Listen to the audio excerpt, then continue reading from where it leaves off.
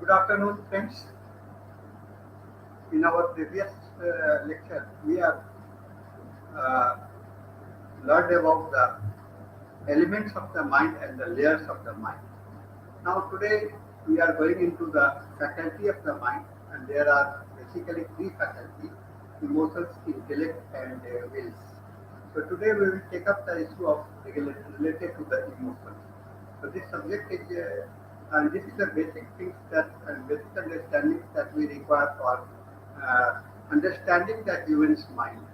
And emotions are very important and the basic faculty for the on which the other faculty are also dependent. So we will start our presentations today on faculty of mind, emotions. So I am sharing the PPT for your benefit.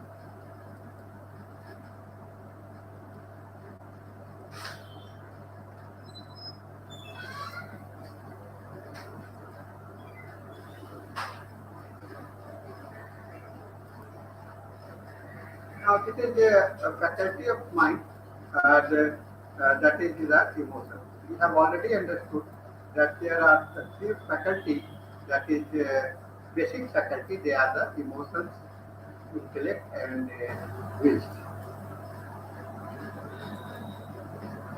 So I'm Dr. Sahni, and there are three things we have to no control over us.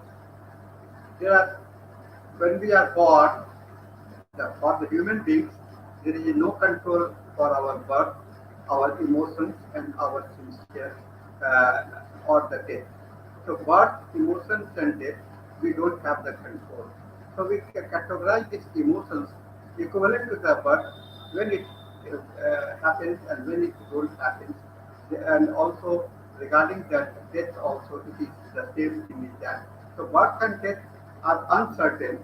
So emotions are also uncertain. This is very important information that you can have because we can't understand and the mood is basically dependent on the emotional variations that keeps on going with the different situations arising. And intellect may be confused, but emotions will never lie. This is very important because emotions are from the very inner core of the life, whereas intellect are the outside part property. Outside property, that means that you acquire the knowledge, but emotions are from your life, from your inner heart. So this is we are usually called the emotions coming from the heart and intellect coming from the mind or the brain. So this is the relationship between the heart and the brain, and this is very emotional things that we have to understand. Now, the three emotions that I have told you, emotion, intellect, and the will, are very important phenomena for our mind. The human body, what we have to do, we have to respond, we have to act, and we have to command. And when we have to, all the things are done based on our emotions. And our intellect is also, suppose if we don't have the knowledge, even then the emotions will not ask you to acquire the knowledge. So it is the guiding factors for the intellect and the wills also to pursue the value of the things. When you see a flower and the emotions comes to your mind that it is beautiful, it's that you direct your mind, ask your mind to procure it, so it will arrive it. And then you want to know what type of the flower is there. At that time also your intellect comes. So emotions are the basic phenomena, basic things for your mind, and where your intellect and wills are also dependent. It's vital principle is the subject partner of the human mind. Now, what we say, there is a direct linkage between the vital principle and the mind. Hence, it is also the subject of partner with the human emotion, intellect, and wills. So, vital principle has got the first layer with the emotion, which is followed by the intellect and the will. Desiring to realize his original value, a person responds to the perfect emotion, perfect intellect, and perfect will of vital principle through his mind and act accordingly through his body. So the things, everything arises in the vital principle. it goes to the emotions, it goes to the intellect, it goes to the wills, and then it ultimately comes to our body. So whatever changes that happens in our life, it starts from the inner core of the brain to inner part of the life, and it gradually travels. So whatever the problems comes to us, first it has to uh, get the permission from the vital principle, then it has to interact through the mind, and then finally the body of problem in the body level. So emotions are rapid information processing systems that helps us to act with minimal thinking. You don't have to think for the emotion. It arises spontaneously.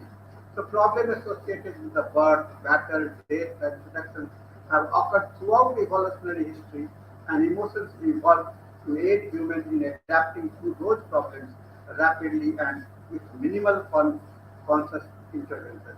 Suppose suddenly you see some problem or life-threatening problem before you.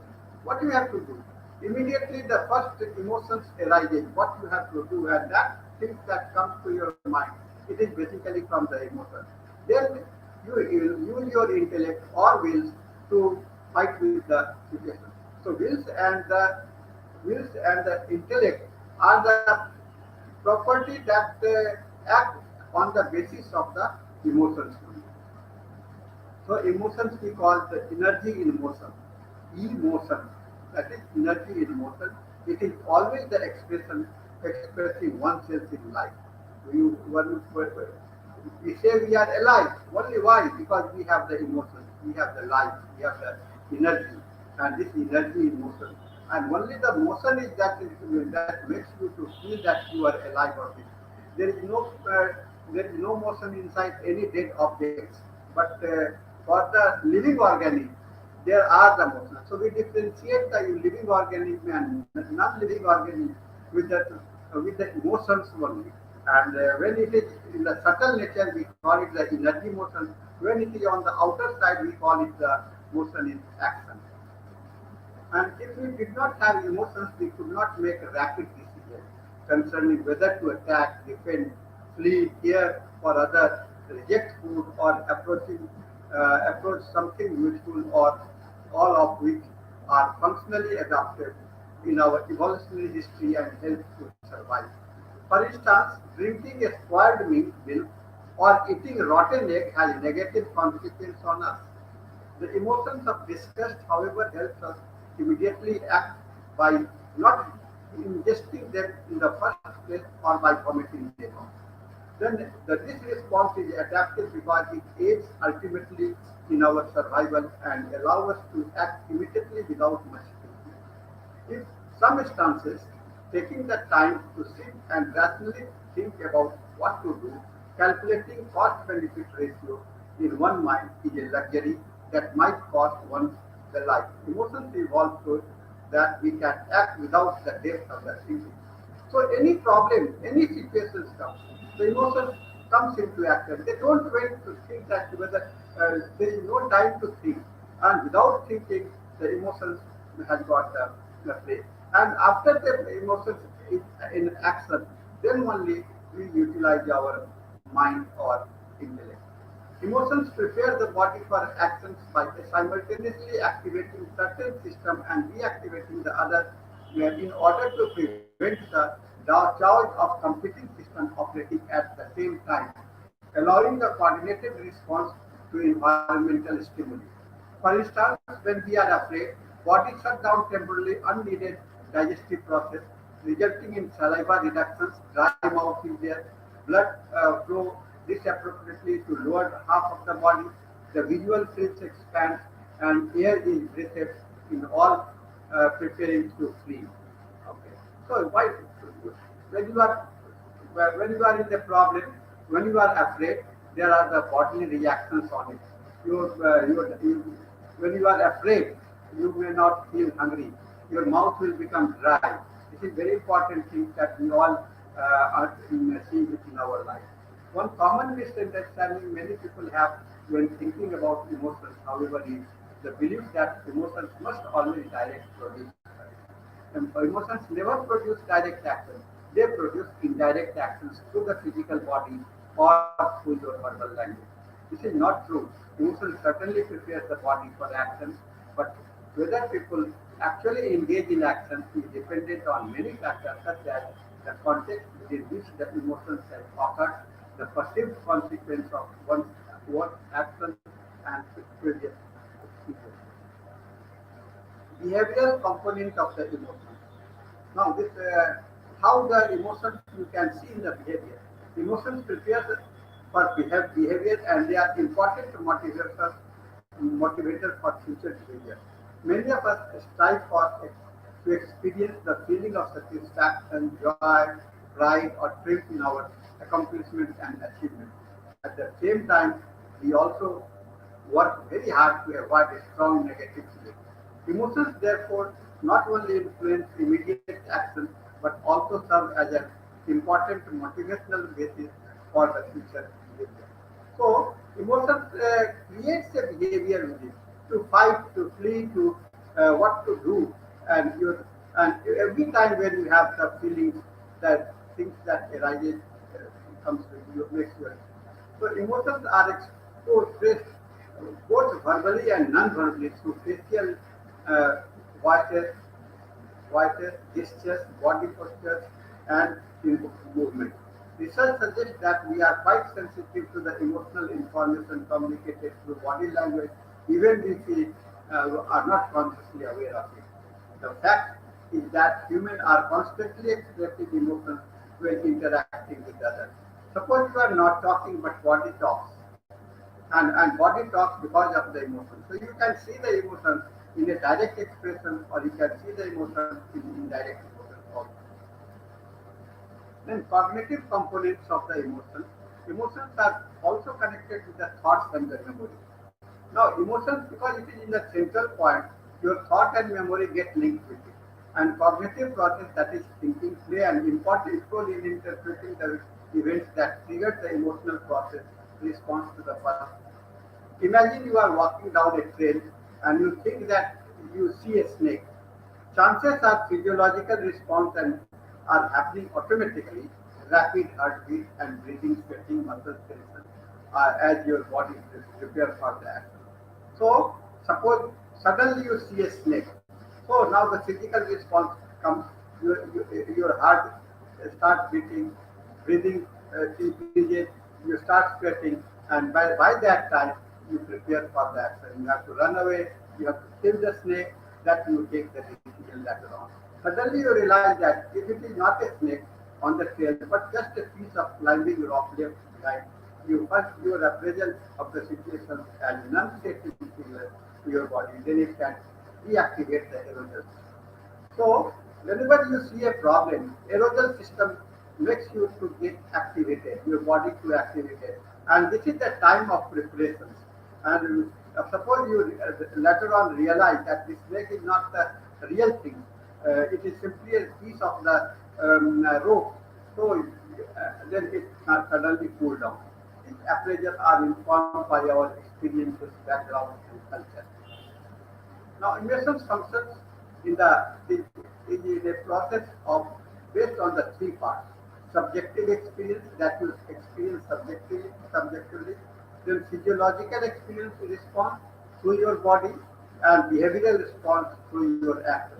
So you experience something, then there is a physiological response like the heart beating, mouth drying, sweating, etc. And then your behavioral response that you want to do, you to move.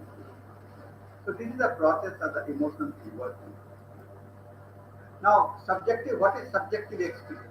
All emotions begins with subjective experience, also referred to as the stimulus. While basic emotions are experienced by all individuals regardless of culture or upbringing, the experience that produces them can be highly subjective. Subjective experience can range from something as simple as seeing a color to something major or losing a loved one or the getting married. So it is whatever type of the experience. It may be the minor, it may be the major, it whatever it is. No matter how intense the experience is, it can provoke many emotions in a single individual and the emotions each individual feels may be different.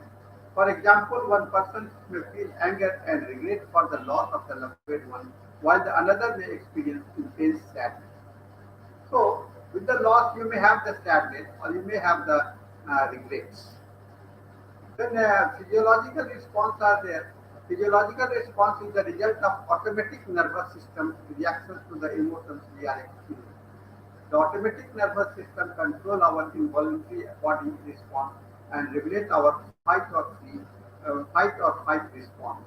According to many psychologists, our physiological response are likely to how emotions help us evolve and survive as humans throughout the history.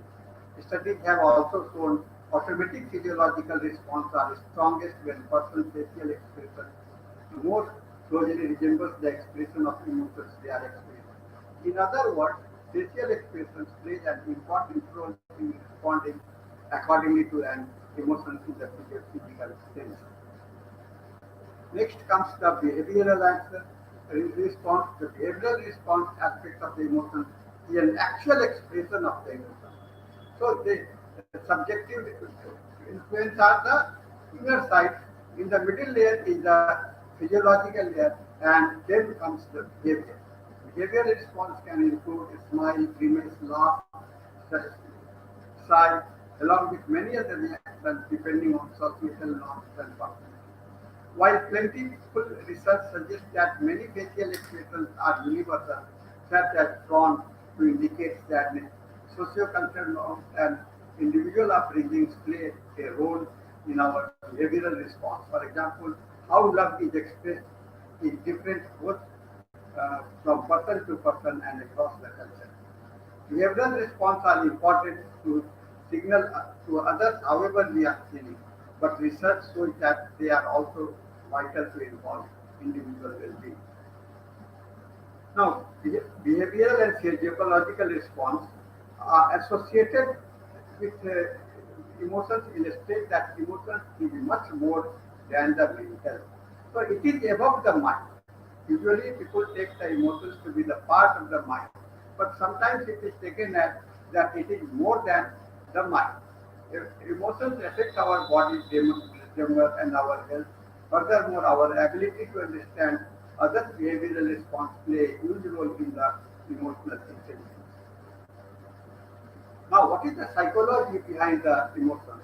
The emotions psychology are split into the two groups, basic groups and the complex groups. Emotions are associated with recognizable facial expressions and tend to happen automatically. Charles Darwin was the first to suggest about the emotion-induced facial expressions are universal. This suggests that was a centerpiece idea to his theory of evolution, implying that emotions and their expressions were biological and adaptive. In fact, emotions have been observed in animal by researchers for several years, suggesting that they are pivotal to the survival in other species as well.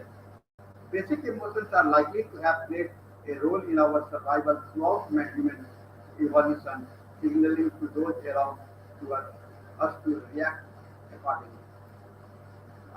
Emotional basic emotions are what are the basic emotions? Paul Paul Ekman has identified six basic emotions that can be interpreted through the facial expressions, that is happiness, sadness, fear, anger, surprise, and the distress. These are the six emotions which has been identified by psychologist Paul Ekman. Now, the list of 99 also includes embarrassment. Those uh, besides those six emotions, there are other emotions also: embarrassment, excitement, contempt, shame, pride, satisfaction, and amusement. In 1980, psychologist Robert Puzlov identified eight basic emotions which he grouped into pairs or of opposites, like sad and joy. So this is another development that 1980 psychologist Kurtzik has divided that group the two emotions together, opposite nature, like anger and fear, sadness and joy, trust or and disgust, surprise and anticipation. This classification is known as the wheel of emotions and can be compared to a color wheel in that certain emotions mixed together can create a new complex emotions. Now this is the wheel of the emotions. Uh, you see the different things coming out from the center and going to the periphery, like ecstasy, joy, serenity, and optimism. In admiration, trust, acceptance, and the love.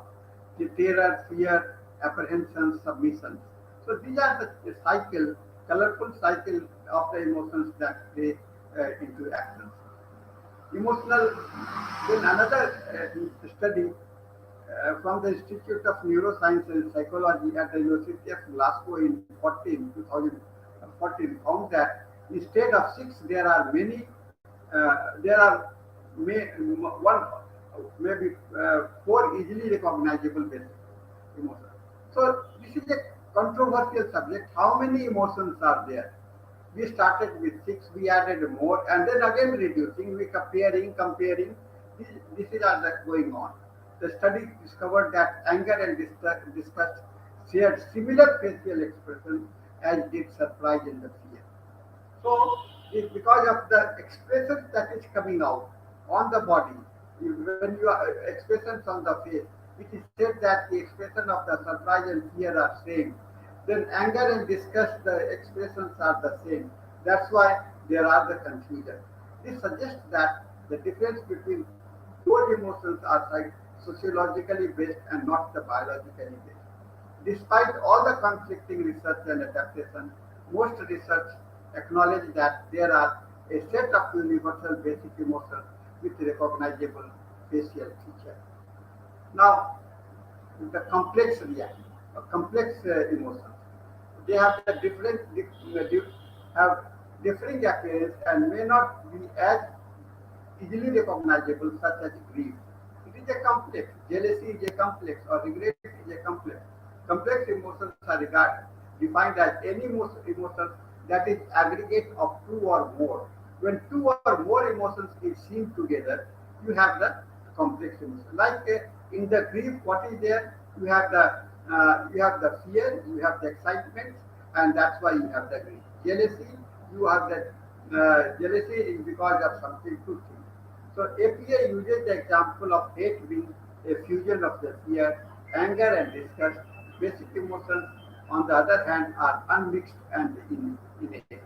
Other complex emotions include love, embarrassment, envy, gratitude, guilt, pride, and worry, among many others. Complex emotions vary greatly in how they appear on a person's face and don't have easily recognizable expression.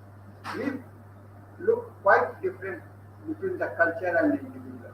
Some complex emotions such as jealousy may have no accompanying facial expression at all. So this is the things that makes us complex, simple, basic and complex. Now you see the different expressions, the sad expressions, normal. You see the different type of the faces here, disappointed, happy, thinking, the same person, and the thinking, anger, and sad. So it looks like something different for the different person. So recognizing the differences are important. You see the same baby, and they have got the different expressions of the faces. Now, theory of emotion.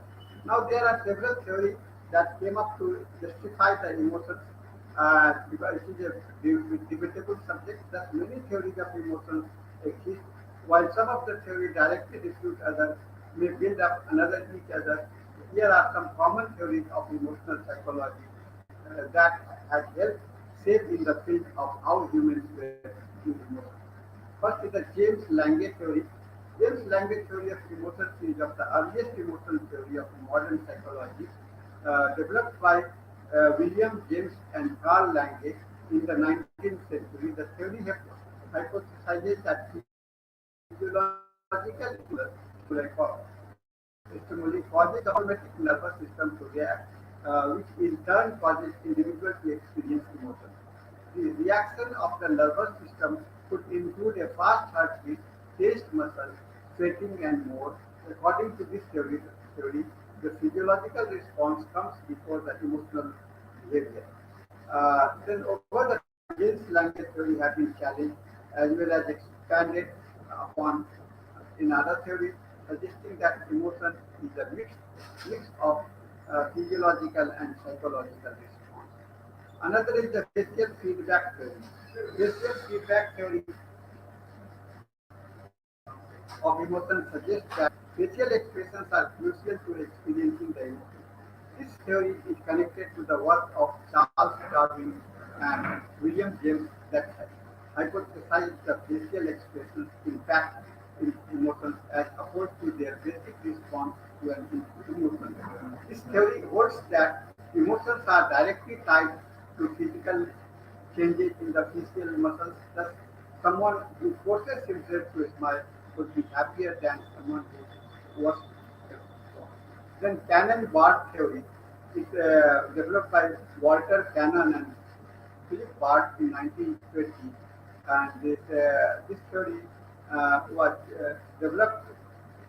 Emotions was is developed to refute James the earlier theory of the James and language theory was refuted by this theory. This theory posits that bodily changes and emotions occur simultaneously instead of one right or the other. So it is not that they come in the card in the James language theory, it was that they are simultaneous, it is coming one after the another. But Karen Bart's theory says that they comes together. So it is the contextual thing. Then snatcher finger theory.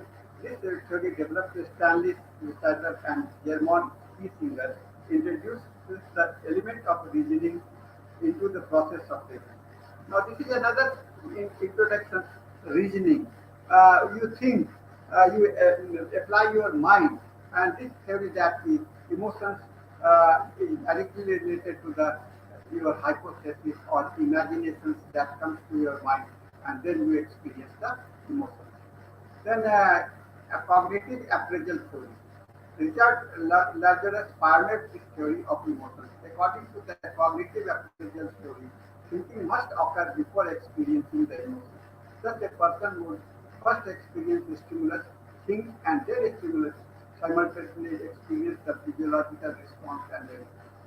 So there are far from only theory of emotions that exist, but they provide great examples of how the idea about the human emotions is generated differs from each other.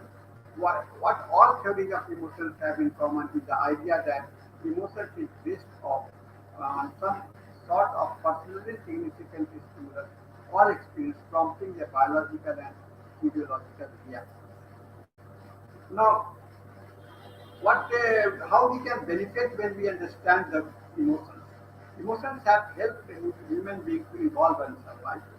According to Ekman, to develop the wheel of emotions, it would be dangerous if we don't have the emotions. It would also be very dull of the life. Suppose you don't have the emotion, so you will not feel the danger. Suppose you don't have the joy, you don't feel you will find that your life is dull. So emotions is very important for your survival, for your existence. Basically, our emotional type, excitement, pleasure, even anger. That is why it is important that we are able to understand emotions as they play such an important role in how we behave. Ekman argues that emotions are fundamentally constructive. They are influenced by what is good for our species, overall what we learn during the upbringing. They guide our behavior in the way that should lead to a positive outcome. Now, what is the harm from the emotions? That we saw the benefit, now we see the harm. It can be destructive also.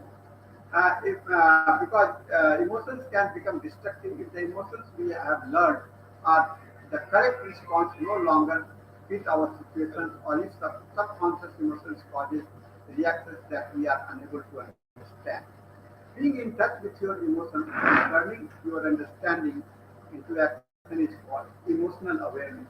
Being able to do this together as well is referred to as an emotional intelligence.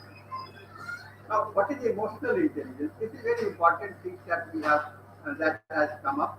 And emotional, that means the intelligence combined with the emotion is the ability to perceive, control, and evaluate emotions. The term was first coined by researchers Peter Salvole and John D. Mayer and found populated through Dan Wolleman in 1996. They define it as the ability to recognize, understand, and manage our own emotions as well as recognize, understand, and influence those of the other. The study of emotional intelligence have gained much popularity since mid 1990 with business professionals, relationship coach, and more using the term to encourage others to improve their lives. So improving the life and utilizing your business, utilizing your things, they are basically dependent on the emotional intelligence. Many researchers believe that emotional intelligence can be improved over time, while some argue that the state was born with or without. So there are the arguments, there are the debates that the emotional intelligence can be improved or not. Some believe that it can be improved, but many say that it cannot be. So, what are the components of emotional intelligence? The first component is appraising and experiencing emotions in the self and the other. So, experiencing the appraising is the appreciating or finding it out. So, it recognizes or expressing verbal or non-verbal cues about the emotion. Then regulating emotions in the self and others. Now this is another component, managing emotions so that all parties are motivational towards a positive outcome. Then using emotions in an adaptive way. Using emotions and the interpretations of emotions to result in the positive. So first we have the appraisal, then we have the regulations, and then we have the adaptation. So these are the utility, these are the components how your emotional intelligence is working. Those who have emotional intelligence open themselves to positive and negative emotional experience, identify the emotions and communicate those emotions appropriately. Intelligence is the ability to perceive, control, and influence. So it is a combination of intellect and the emotion.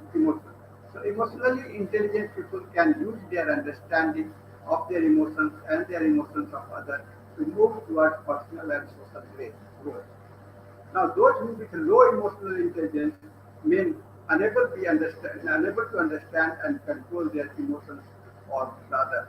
So this could leave behind others feel badly when they don't understand their emotions, feeling or that. So if you don't have the better emotions, so it may have the bad effect, it may have the side effect. There are personal and professional benefits in improving the emotional intelligence. When you improve your intelligence, you can benefit in your profession, you can be benefit in your life also. In Forbes co-chairman, the Nobel Prize winner for nominated campaign and New York Times best-selling author said addressed the benefit of the improving emotional intelligence. He pointed out that highly emotional intelligence correlates with better work performance, make people better leaders, and create the conditions for personal happiness. He stated that there are also compelling personal benefits, and the most basic of those occur in three categories: calmness, clarity of mind, and resilience, and most satisfying relations.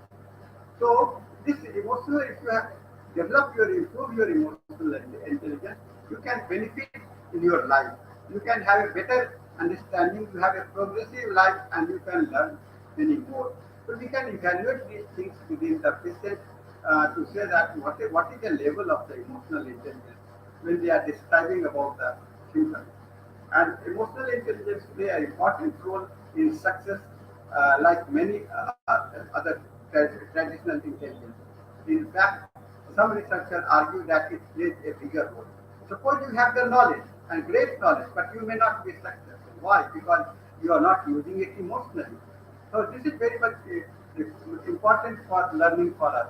In this 1995, in his 1995 book, Emotional Intelligence, why it can matter more than IQ.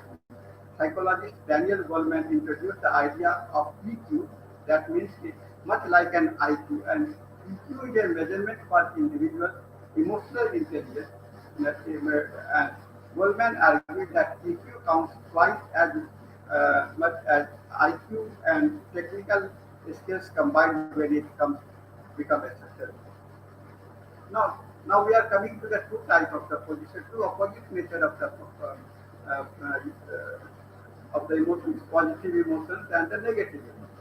Now, positive emotions are emotions that we typically find pleasurable and experience intelligence play a role in overall success, much like traditional intelligence.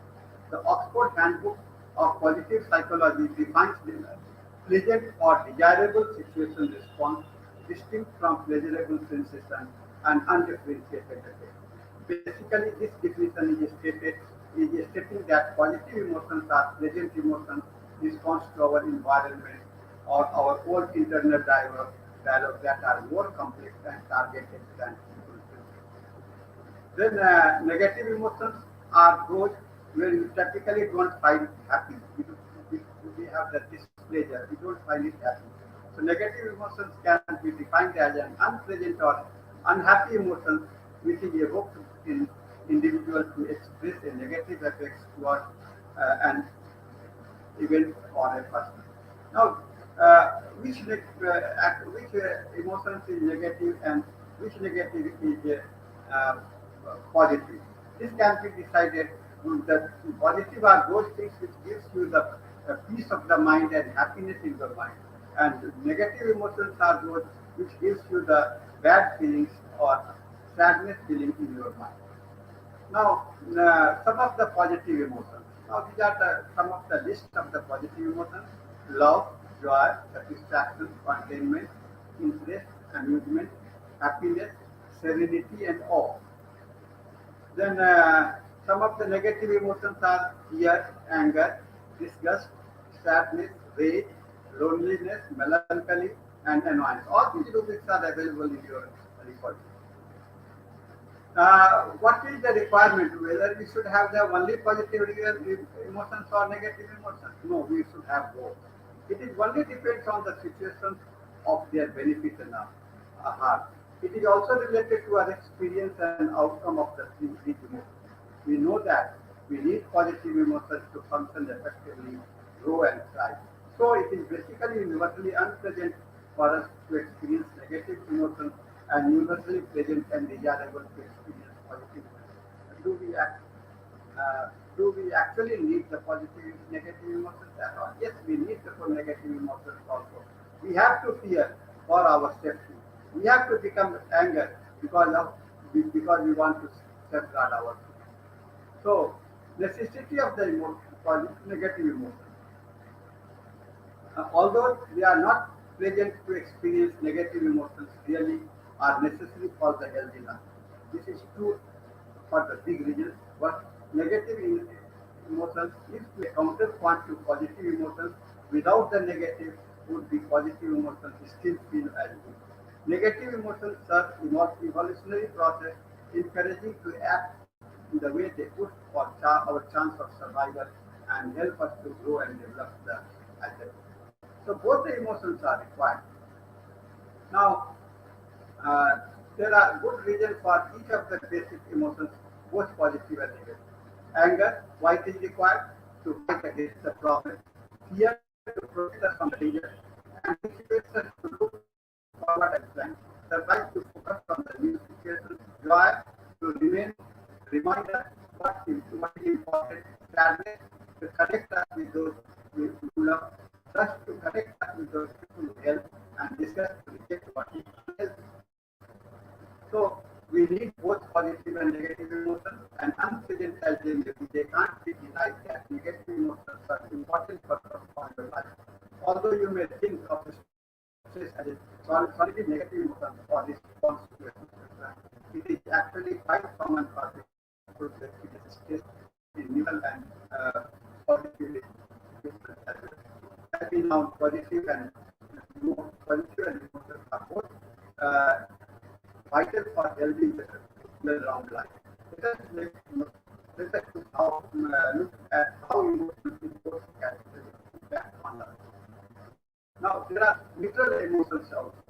While positive and negative emotions have received substantial attention from researchers and in the psychology practitioners, there are another category of emotions that have been ignored in many circles, that is called the neutral emotions.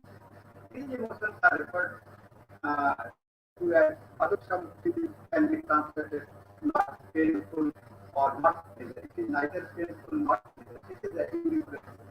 They refer a range of middle part of the spectrum of felt experience between the pain and the pleasure, relatively bland and neither distinct nor clearly clearly. Since neutral emotional feelings are such a usually topic for most of us, we rarely give them much thought. However, they may be emotional categories where we spend most of our time. Think about your day. How much of it was spent in joy and contentment? How much in anger and sadness? The answer to this question is likely to be far less than that you had done. The emotions that you felt the rest of the time are the neutral. So during the day, if you count how many times you are happy, it will be very limited. And if you try to count how many times you are not happy, it will be limited. But between these happy and yes, there are the wide range of the neutral emotions. Although neutral feelings do not have values, positive or negative, some say the neutral feelings can be counted as positive feelings since they are characterized by the absence of the pain and the suffering. Now, what are emotional categories? Now, some of the categories that we have attacked as well-being. So, well-being is appraisal of the situation. It is joy, grief, how an event is distress, displeased about the event. Then fortune of others, presumed value of the situation, happy for gloating resentment, joy, envy, sorrow. Prospect-based prospective events, hope and fear. Confirmation, confirming or disconfirming. Satisfaction, relief, fear, confirm disappointment. Attribution, accountable act, pride, admiration, shame, reproaches, etc. Then attraction, attractive or unattractive, liking and the disliking. Well-being attribution, compound emotions, gratitude, anger, gratifications, and remorse. And then attractions, attributions, compound emotions, it is love, admiration, plus liking, hate, resources, and the disliking. So the big concept is that the emotions can break your heart is sometimes the very one that one is achieved. The same thing can be a breaking point for you, and same thing can be the healing point for you. So breaking and healing comes through the state of the emotion. So thank you very much for your listening, and we have been trying to explain you about the basic of the emotions that we have. The basic thing for us as a homeopathic physician, it is important that if understanding the natural aspect of the emotions, you can decide what type of the unnatural emotions, like anger, what type of the anger. Anger may be the natural, anger may be the unnatural. So this is the things that and this you can distinguish only when you have the basic understanding about the emotions. So thank you very much. And if you have any questions, you may ask me on my email ID risits@gmail.com or on our mobile number 9431020622. So with this, I stop sharing this.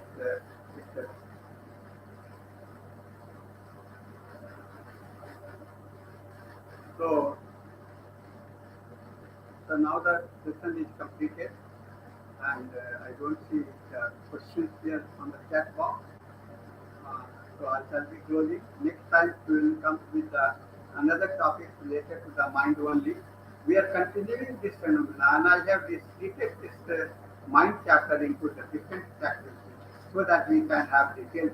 As a homeopathic physician, as a practitioner of the medicine, it is very important that we must have the basic understanding for the mind first, because we have learned more about the body through the anatomy and physiology, but we have to also practice learning the mind through the psychology.